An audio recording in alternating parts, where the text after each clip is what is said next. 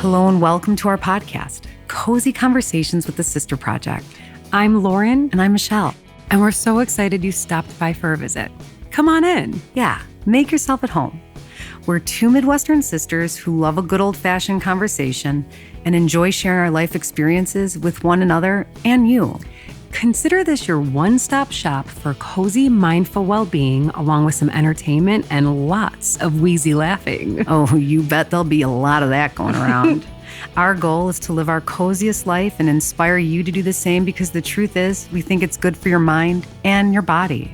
Thank you so much for tuning in. Now, let's get cozy. Well, hi there, and welcome to Cozy Conversations with the Sister Project. I am your host, Lauren, joined by my sister and co-host, Michelle. Your trusty sidekick. My ride or die. How's it going? Cheers. We both have our coffees, clinker-doodle-doo. Clanks.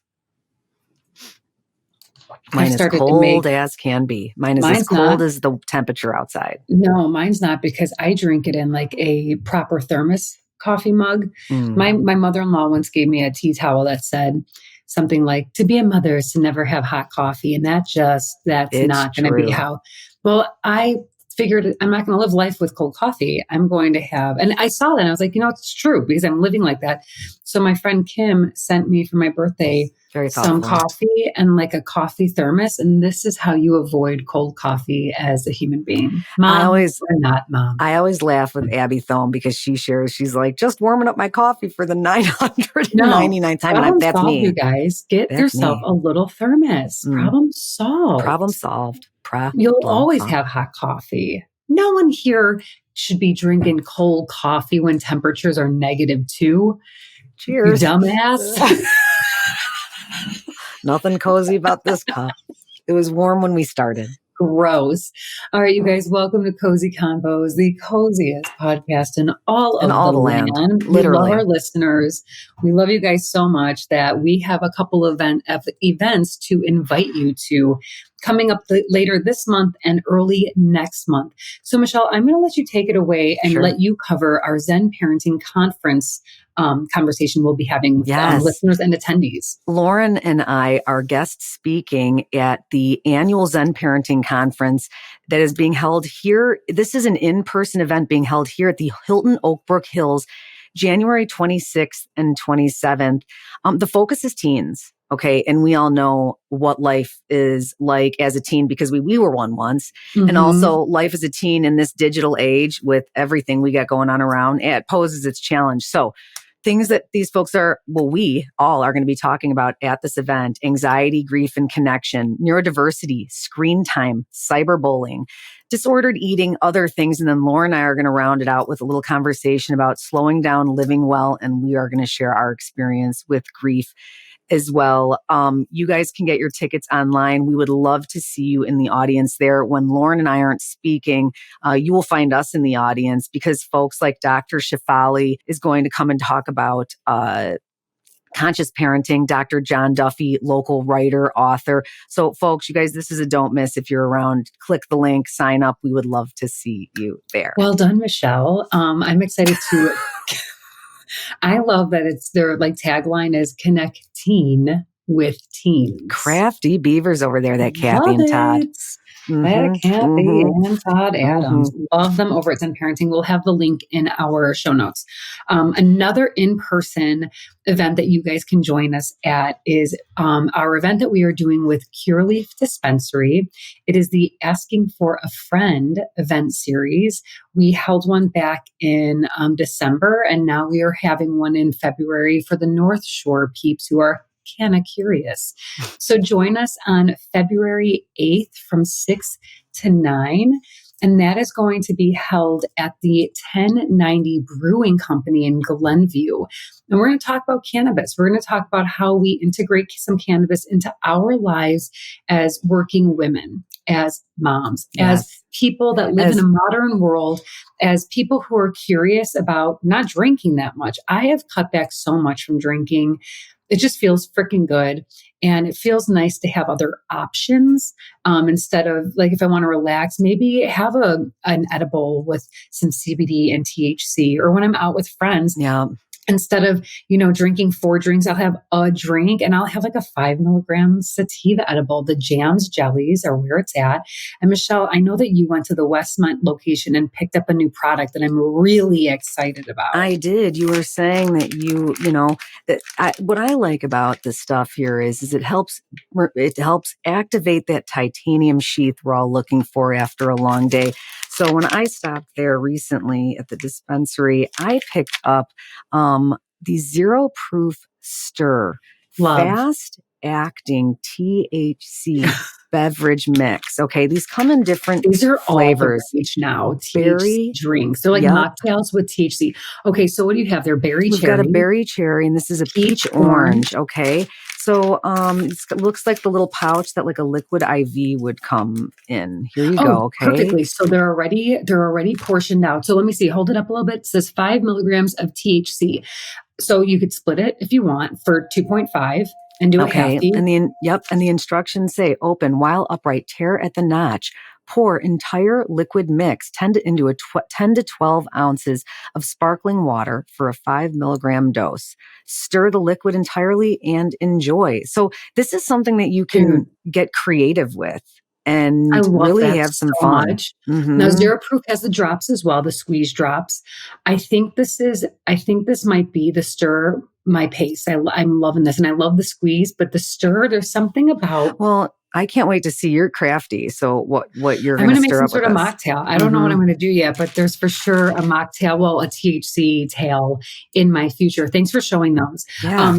You guys, and don't forget, you guys, I keep forgetting this. I know we don't always have tons of codes, but this is a code and you want it. So Sister 30 at your at your Curaleaf dispensaries, in-person shopping. So it's not applicable online, but in-person shopping, Sister 30 for 30% off of your entire purchase.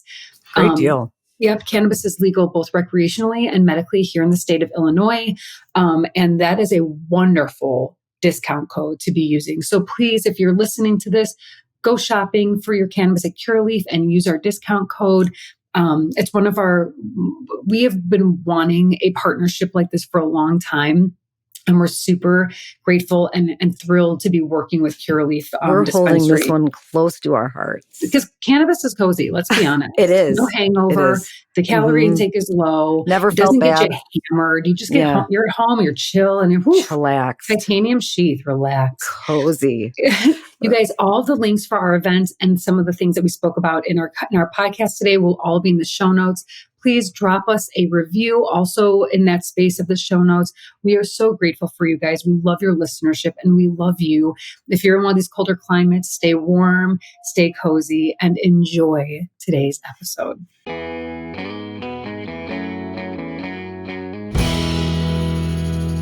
It's true. You deleted every email? Every single one. In both your personal and your professional? The thing that's funny. Wait, what did you delete? The thing that's funny is the email. It's what? The inbox that I decided to clear is the sister project. Why would you do that? That's honestly alarming. Well, a couple of reasons. Number one, impulsive. Impulsivity is my number one reason. Number what two. If you need something like, I don't know, something, a legal document, something? Well, a couple of reasons, a couple of things. Here's my rationale. Can't wait to hear it. If desperate, times, I'll go to the trash and I'll dig it out of there. Your online trash. Okay. Second, what are your other options? Second, I'm like, my sister's got it, And third is I haven't looked at any of that shit in I don't know how many years. So what's good? What good is it? Okay, well, let's put it this way. Are you at least at like 0 on your folder, your red circle on your phone? Just for that file, there are still many warning signs on my phone. And I do not understand why it bothers people so much. I mean, people have a visceral reaction. Because how do you move on through your day with all of these notifications? How many? I have no feeling. No feeling whatsoever. I want to show it right now. My concern is, let me see. I can't see. It's hard to see. Oh my God. I see see Michelle's numbers. You know that little red circle that says like, you got 2 text messages. You've got mail. Michelle's isn't a circle. It's an oval. It's pill shaped because it's in like the 3, 4, 5 digits. That's correct. That gives me instant nervous diarrhea and a little butthole clench. Feel nothing. Don't look at it. You know, good for you though. Don't even give a shit. It's probably better that way. I mean, but I've had people be, oh my God, how can you even? I'm like, pump the brakes. It's just a it's just a red number. Okay? But I don't see, I think what people are getting at is that how are you maintaining an organized, decluttered, you know what? You tell them. Life? It seems like I am. I mean, I'm actually like you actually are. You really are. You're at the helm of our ship. I know, like sometimes we're like co-captain, but you know what's going on. And there are some times that you do ask me for something, and I'm like, just look, you've got it. And I'm like, well, now I don't. Doesn't. Well, now I don't. And you know what? Just get used to it. If that's my worst quality as a business partner, it's a tinge of annoyance. Your inbox. That I delete my inbox. Your inbox. So be it. So listen, if you're listening in right now and you're looking for me and I've not responded in a while, please hit me up again. Because I needed to clear the air. Well, right. And I know we're going to talk a bit about decluttering today. Can't wait. Because we have been, here's the deal, you guys. We're having an Arctic blast. Michelle, remember last week when you busted my balls when I said that it gets so cold in the winter here that the inside of my windows freeze? Brand new windows, still freezing. Lauren, it's just brand freezing. New car inside my windows. Freezing. It's just freezing. Yeah. And, I think last night, what did we get to? The lowest we had like -10, -11, and then with as low as -35 to 40 wind chill. Oh my God. And we're it's so cold. You're like running and yelling. It's so cold. It's so cold. You're running and yelling. Like if you're going from your car. Holy fuck. Ah. You know, we've been obviously like staying inside, and we did we moved some furniture, we built a fort, did all that fun stuff for Luna, and we're dying to get outside. I'm not taking her out in this, but today I will be going, I'm going to layer up and get outside. It's possible. You just have to only let your eyes be exposed and your nose holes. Or maybe not even those. I'm not looking to go on like a mile-long trek. I need some outside, and I'm going to walk around my block. And if I can do that 2 or 3 times, I might do that. Yeah. I just need to get outside. And I was just thinking about it. I'm like, where are some of the coldest places in the world? Where are they? In the country. Okay. So I did just a quick Google. Okay. So the coldest place in the United States starts with Fairbanks, Alaska. Okay. And it gets cold as hell out there. And then honestly, second coldest are the Dakotas. I mean, these are the places you'd expect. The Dakotas get cold as hell. Michigan. The UP? Michigan, yeah. And Minnesota. These are some of the coldest places in our country. But it got me thinking further. They probably think we're a bunch of pussies. I think that Midwesterners this cold weather makes us more resilient, makes us kind of badass. It gives us that extra layer. Grit. It gives us a little bit grit. That's the word. Like a badge of honor. I can survive a Midwestern winter. It's a cold, wintry mix of grit and resilience. Exactly. Now, this is what I want to know. What are the people out there in Antarctica like? Because, I had no idea. I know that Antarctica is completely freezing, but it is insanely freezing. Are they going out for daily walks, or are they just going out there to work and coming on back in? There's such I don't even know if I almost think that there's just testing hubs there and researcher hubs. I don't think that people are thriving and living. I don't even know if it's truly inhabitable. It's being on another planet. It is. It's literally being on in outer space. So the East Antarctica Plateau, temps usually hover around -67. At the lowest, they have seen -144. They probably have got Patagonia shops on every corner in Antarctica. I don't think it's Michelle, some sheets of ice out there are 3 miles thick. You're saying down, 3 miles down. Wow. Thick. Okay. Good ice skating. Unfortunately, good ice skating. I don't think anyone's ice skating. Unfortunately, then I got into a whole article about melting, because they talk about glaciers melting, and sadly they thought what was once untouched by global warming, Antarctica actually is slowly experiencing melting.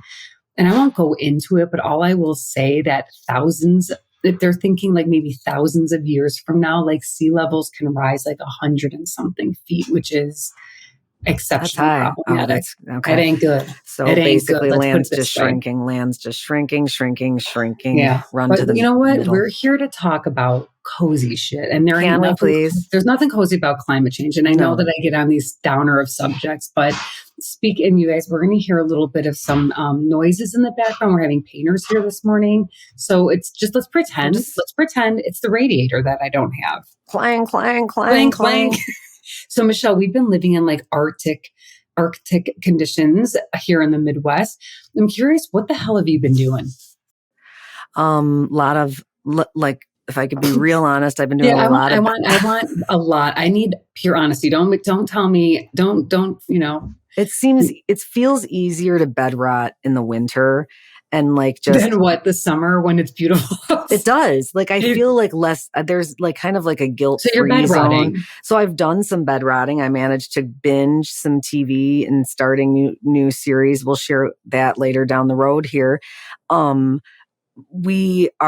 You inspired me to, well, we'll get to that. We took a trip down on Sunday night. We bundled up. My friend, longtime listener, Jen Cahill called and was like, do you guys want to go get ramen downtown Sunday night? And I was, cold. It was cold as hell. But I'm like, what is the perfect anecdote to cold ass Chicago weather? It's an incredible bowl of ramen. So she sent me a Time Out article. We ended up going to Time Out Marketplace and we went to, it's Bill Kim's. I think it's Bill Kim's ramen or something. Bill Kim's ramen. And it's amazing. Got the spicy pork. Mia got the chicken with the dumplings. We really had a hard time choosing between the vegetarian ramen and the pork, but we all went pork and it's communal dining. It's cool. Time Out Market is freaking awesome. It's so awesome. The kids loved it. If anyone here has not yet been to Time Out Market, first of all, they've got a great bar. They've got great bars. They've got great selection of beers on tap. It's just it's an awesome spot. It's also a great spot for people with young kids. 100%. They can run around and everyone's 100%. there. It's like you're literally in a huge dining room. Yep. But I will say that Bill Kim's vegetarian ramen is unbelievable. And that's what they said as well. They said their most popular was the vegetarian. With the mushrooms. Mm-hmm. It's so good. Yeah, you guys check out Time Out and Bill Kim's ramen. You know, our city is stocked with amazing ramen restaurants.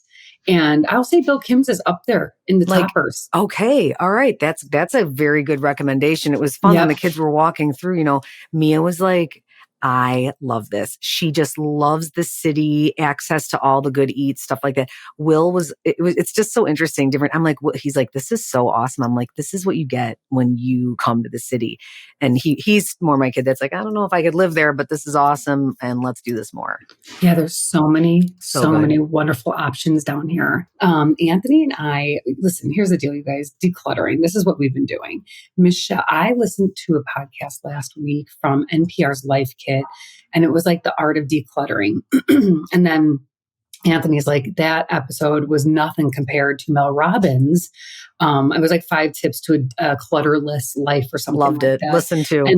And listen, if you are looking to declutter your home in any way, shape, or form, you have to listen to either one or both of these podcasts, because I think a lot of this idea of decluttering stirs up a little bit of anxiety. Mm-hmm. Like, oh, Mel Robbins made such a good point. And I mean, I kind of knew this, but once you hear it, you're like, yeah, duh. You can't organize clutter. You can try, but it's still clutter. You can try to organize and put it in bins, but it's still a fucking bunch of shit that you probably can get rid of some and decrease the surplus clutter and at least, you know, start sifting through some of this stuff. So to be honest, since this Arctic blast has hit, we have been putting our house has never felt and looked more organized. And it's not like we're hoarding over here. I've mentioned Anthony does hoard. I mean, I see him eyeing empty bottles. Sometimes I'm like, don't you even freaking dare. I think we all have that one thing that we just hold on to. We do, but like I'm getting like I have four computers that were in my office, Macs, like or laptops just piled on top of one another.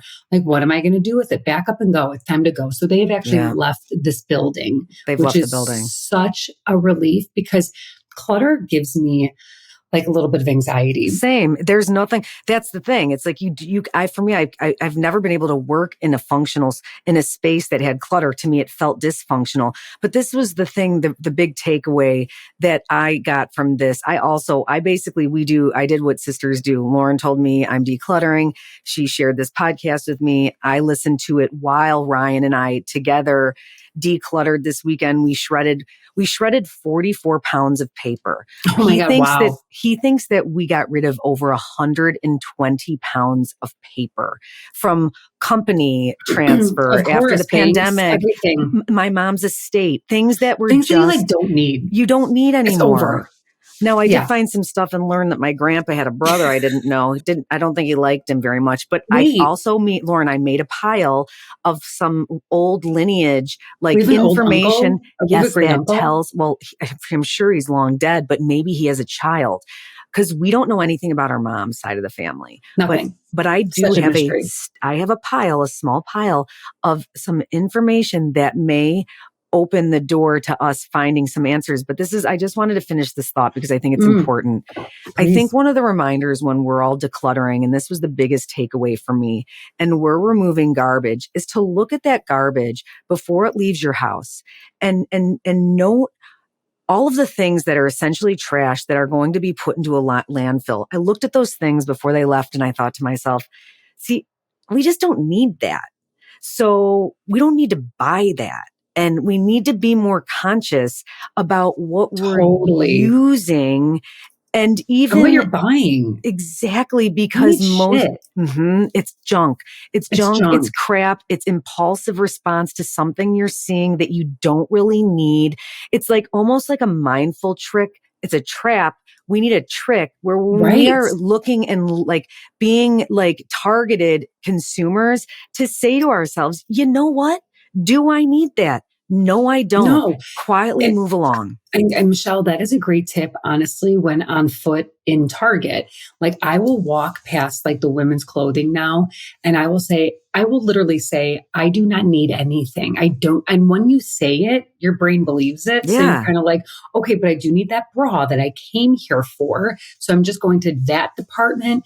And of course I go to the kids department every single time because you're obsessed, and that's what you do kids now. Grow at lightning speed, and she is literally just moving through sizes. It's insane. So it's weird. Insane. It's but insane how fast. It's a beautiful thing. It's a beautiful thing. Something else I wanted to take. My biggest takeaway that I've been doing this my entire life.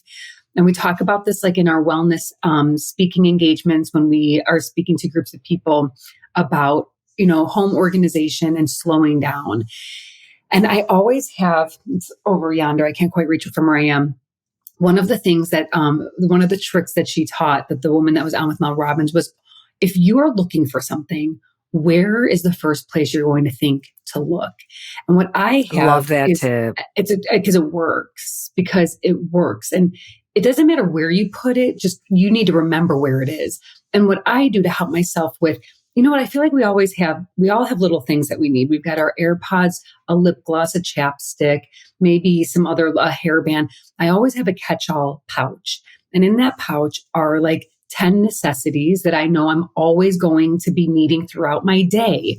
And that goes in my fanny pack, that goes in my tote bag if I'm going somewhere. It's on my desk right next to me, etc.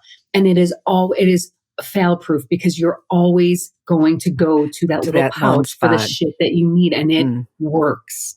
I remember the day you went through my backpack and you said, I'll be right back. And then you came down and you're like, so this is an extra little catch-all that I have, and we're going to use it to put all of your random things in here.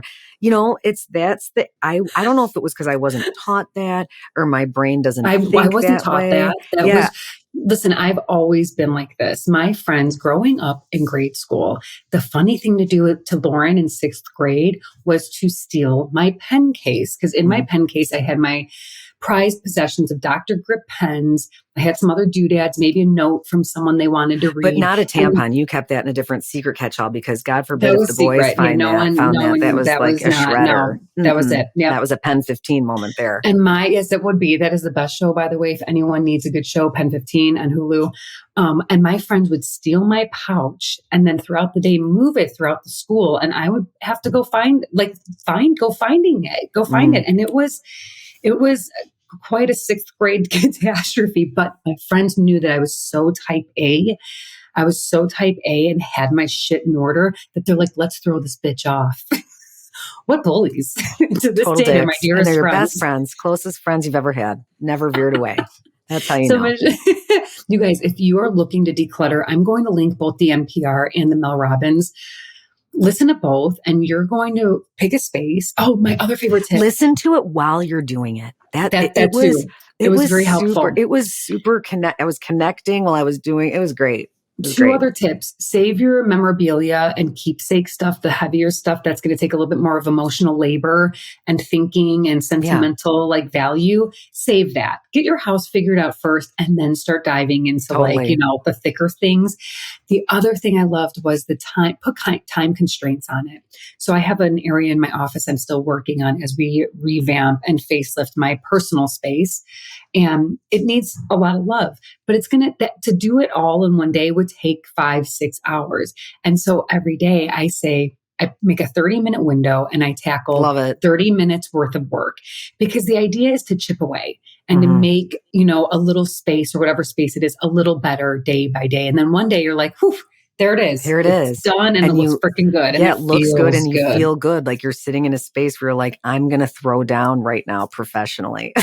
Yes, exactly. Now that I have revamped my space, as I mentioned in one of our previous podcasts, Haworth Inc. was kind enough to gift me the stand to sit table. You guys, it is unfreaking believable. Like I'm blown away by it. I thought I had to like press a button and manually lift the desk up and then somehow lower it back down. You guys, it's a plug-in. Like I literally press a lever and it lifts so I can stand and lowers so I can Unbelievable. see. It is unbelievable. I've never seen you happier.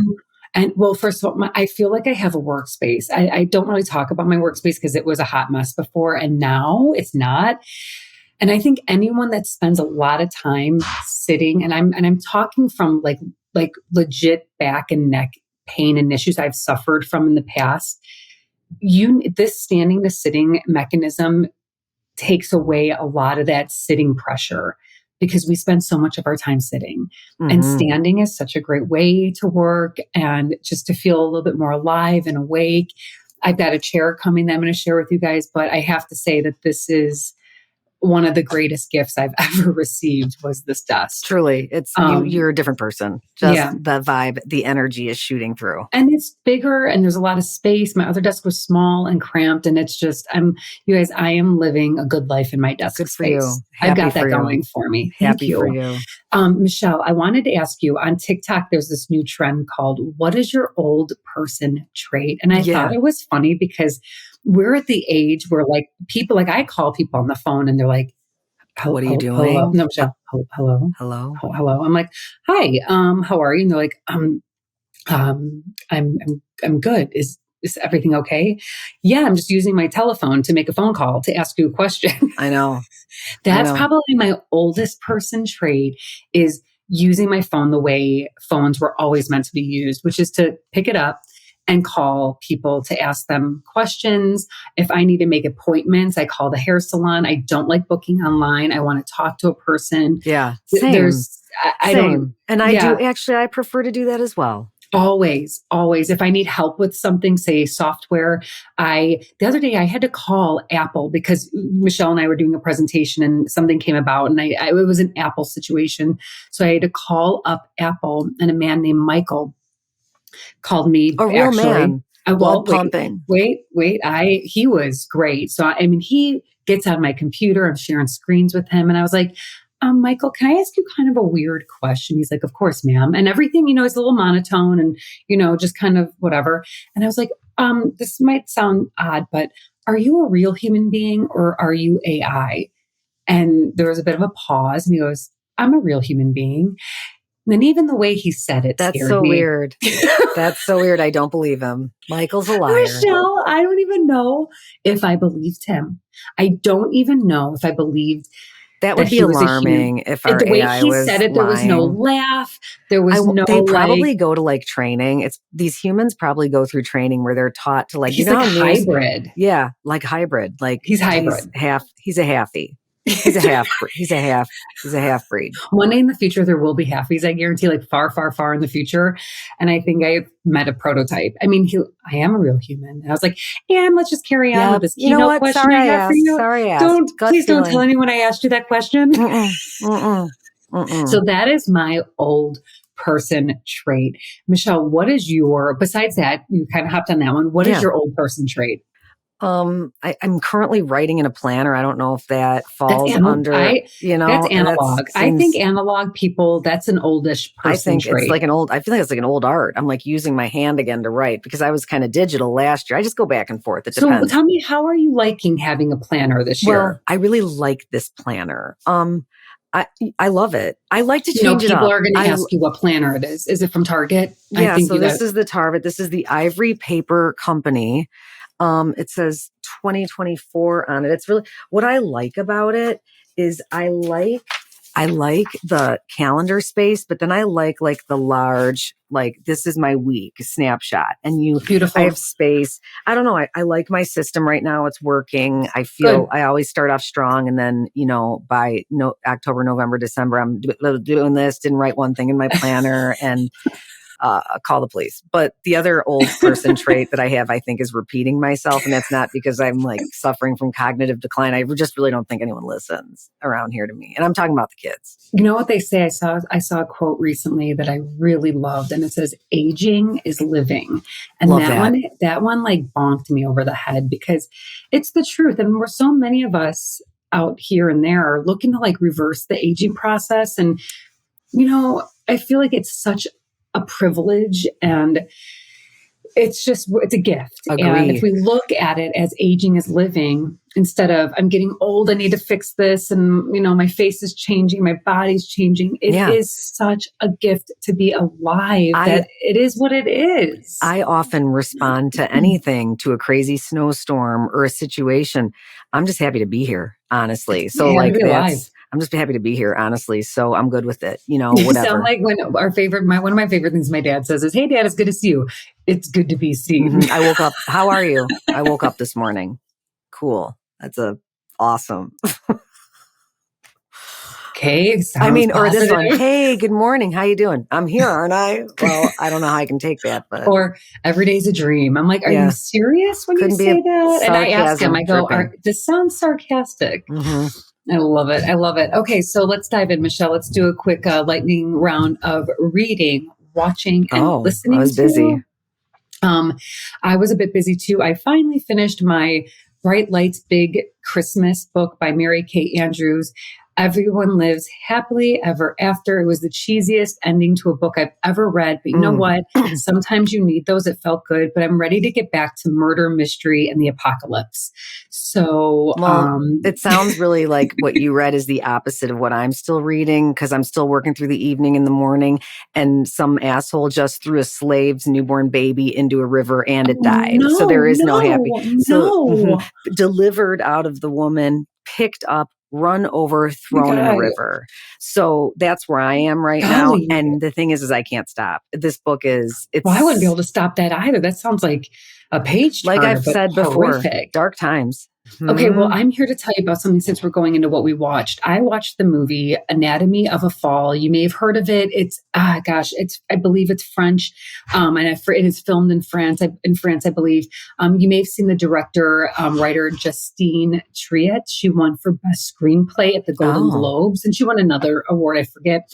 But she was very inspiring when she was talking to journalists after her win, and she was recounting her experience of writing her film film during COVID-19, during the Oh. lockdowns, and fearing that it wasn't a movie anyone was going to want to watch. And the quote is, "It's radical and dark. It is.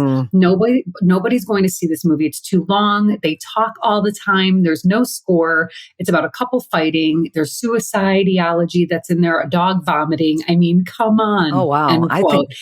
But it's such a well done, beautifully made movie. And it is the anatomy of a fall. The partner, the husband, falls off of their chalet and he dies. And it turns into what was once thought of as an accident. Was he killed? Did he commit suicide? And it brings this woman and her son to court, and they basically dissect this fall and also their relationship.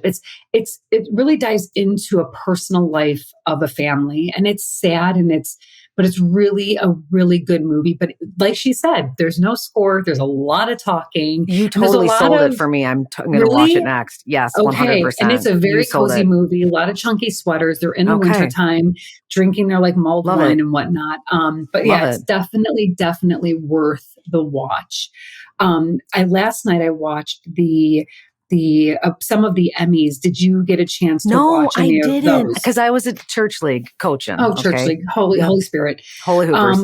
The Holy Hoopers. I watched some. I didn't get to watch all of them because I was working and whatnot, and it was really enjoyable. Cleaned house. Succession always has been cleaning house, but the woman, and forgive me because I did forget her name. I just watched her speech. It was the Black actress who won for Baby from the Bear. No, from not the Bear. I'm talking about for the Dahmer series. Oh, she won. She played the neighbor who was kind of like looked past by the cops when she was like, "It smells like dead people. Something's going on." And we're not going to pay attention to you because whatever. Yep. She won, and her speech was goosebumpy. Why? Because she went up there and thanked all these people. And she spoke about what it's like to be a Black woman in America. But then she said, "You know who else I'm going to thank?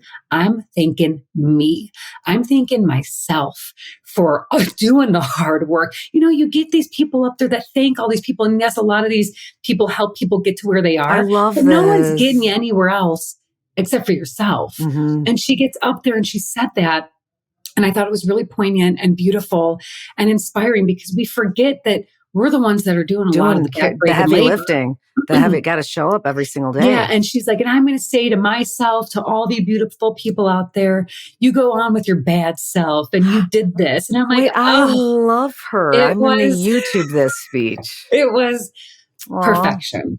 Yeah. And that series was messed up, the Dahmer series. I don't know if people watched it, but that is not it's not cozy. Good, cozy moment. No. I want to look at my notes here. Ryan could not watch it. Because it's too intense. I successfully binged Beef. I watched it. And how was it? It started off because they were cleaning house. They swept up at the Emmys and they swept up at the Golden Globes. Yeah.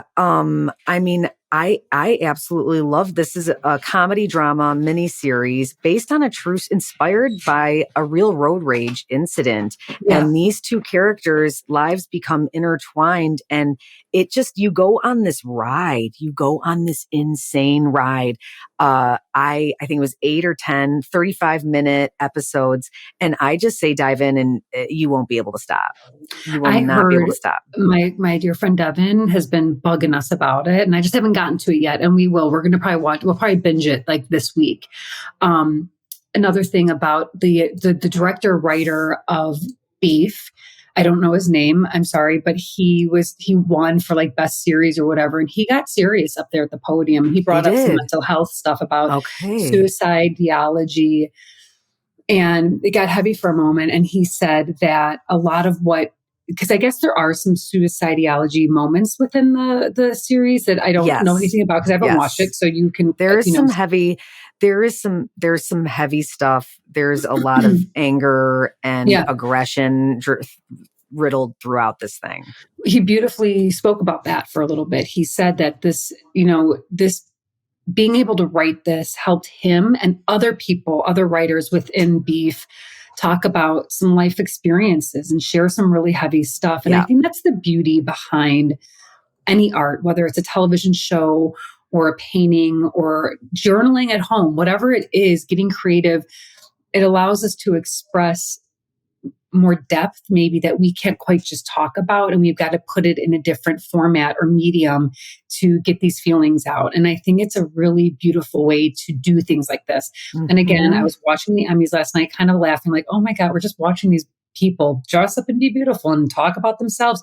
But it's those moments, like the woman I talked about from Dahmer, who teaches us to be grateful for what we do. And this gentleman who is sharing and able to share in front of all these people talking about suicide. I mean, that's not a light topic, but I think it's so important because people like me are at home being like, oh, here we go again, just giving awards. But there's so much more to it than just awards. These people are bringing to light some very heavy topics that for years, for our existence, that we just kind of pushed underneath the rug. Yep. And another one that came up that I haven't seen in a while was Arsenio Hall. He came up and because he presented. How big, hands still big? I've never long fingers. Long fingers. You know what they say? Check it out. I don't know. I have no I don't know idea what they say about long fingers. I don't. He presented the night show or the evening award, whatever, for night talk show host. And he talked a bit about his story, and he's funny. Like he's a comedian, but I think he was from, did he say Ohio, Cincinnati? I forget. But he was talking about his upbringing. He always looked up to Johnny Carson. He goes, so my whole life, I was a young black kid and I wanted to be an old man on TV. He's just funny. But he talked about how hard he worked to get there and his dreams came true. And it was really lovely. And I think that if you guys get a chance to watch some of these acceptance speeches for the Emmys, they were particularly inspiring. And a lot of just dream big. Don't be fucking shut. Don't not dream. Don't not dream. Dream. Yep. Thank you, Aunt Jackie. I'm going to put that in a tote bag. Do not dream. Dream. Do not. Could it be like a donut? Donut. That's the point. Oh, it should have a donut. Yeah. All right. That was a fun-filled episode. While we wrap things up here, you know the drill. Let's dive into, you go first. What are you doing for your own cozy, mindful well-being? Doing something that typically causes me a little bit of anxiety, but I have put on my planner this year, beginning of the year, go make your appointments, go do your wellness check, go get your mammogram, go to the dentist, go get your blood work. And I did it, and I feel glad that I'm keeping up on my things. Yep. And also I want to say that, last year when I went to the doctor, they were kind of watching my blood sugar. My blood sugar was hanging in the higher area within normal range, but we were on watch. And, I made a concerted effort to move my body, walk a ton, and pay attention to my diet. And I just got my blood work back and I'm off the watch list, which is super exciting. That is amazing. Right? That is exciting. That just goes to show that little lifestyle tweaks. Yes. Tweaks. And effort into your wellness. And we're all just trying our best. Yeah, absolutely. And we're all just trying our best. And, it is kind of scary sometimes to go to the doctors because of, we all just, not we all, but some of us have that health anxiety. But again, mind shift. Let's go to the doctor and figure out what I need to tweak to make my situation as optimal as possible. Congratulations. I'm really proud of you and happy for you. Thank you so much. Yeah. Got a low iron is about as basement bottom low as it can get, which might explain the shedding. So I am on an iron pill apparently, but we got 8 weeks there. Yeah. We're going to bring that up and the anemia hopefully will dissipate. Well, Holy Spirit, to no more anemia. I am just, I'm enjoying my space because you guys, I love being an entrepreneur and working from home and writing and doing my own little projects and then collaborations and whatnot. And when you're in a space that's cluttered, it's hard to do any of that. It is. And I think since Luna came along, I actually did fine in the trying to keep up with myself, like my own physical body. And, I'm not talking just the physical look of it. I'm talking about just trying to maintain goodness within and whatnot and all the above.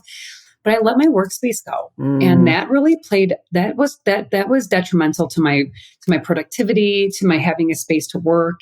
And I just have to say that it is a game changer. I'm like looking at my space right now and I just feel from last week to now, different stitch. And that was something I really needed to do. And it was like the universe delivered. So I'm really just kind of enjoying the decluttered and organized space that I've created for me to work in. I mean, you know what they say, Lauren, a cluttered space is a cluttered mind. It's the truth. It is. And it's hard to be a writer and to do the creative stuff we do and to be organized in my time management when my desk is a hot mess and I have nowhere else. It was becoming like a hoarder situation in this space and it's not anymore. And I'm already reaping the benefits. So super, super excited. So that's that, you guys. That's that. Declutter your space and don't fuck around. Make those doctor's appointments and you know what else? Stay cozy, everybody. Thank you for joining us for today's cozy conversation. For more of The Sister Project, check us out on Instagram at The Sister Proj and our website, www.thesisterprojectblog.com.